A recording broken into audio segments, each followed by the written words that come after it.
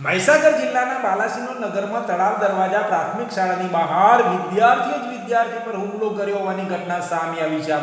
હવે શાળાઓમાં પણ નાના બાળકો પણ હથિયારો લઈ અને હુમલા કરતા હોવાને લઈને હવે વાલીઓ પણ ચિંતા અને લાલ બત્તી સમાન વાલીઓમાં પણ પ્રશ્નો થવા લાગ્યા છે। કેમ બાળકો બદલાઈ રહ્યા છે? કેમ બાળકોમાં આવી ઘટનાઓ આવી રહી છે સામે?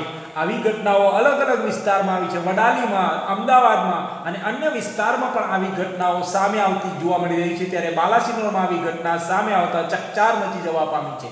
ધોરણ 8 માં અભ્યાસ કરતા વિદ્યાર્થીએ પોતાના સાથી વિદ્યાર્થીને ચક્કાના ઘા મારીને ઈજાગ્રસ્ત બનાવે છે।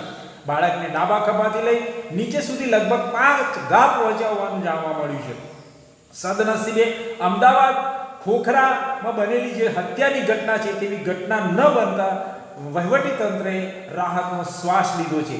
ઈજાગ્રસ્ત વિદ્યાર્થીના વાલીએ જણાવ્યું કે શાળામાં બાળકો વચ્ચે ઝઘડો થયો હતો અને તેના કારણે મારા બાળક પર હુમલો થયો છે।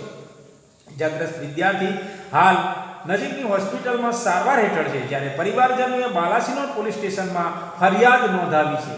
શાળાના શિક્ષકે વાલીને ફોન કરીને કોઈ ઘટના બની છે એવું જણાવીને બોલાવ્યા બાદ જ સમગ્ર ઘટના ખુલાસામાં આવી હતી। હવે પોલીસ તપાસ બાદ વધુ સત્ય બહાર આવશે।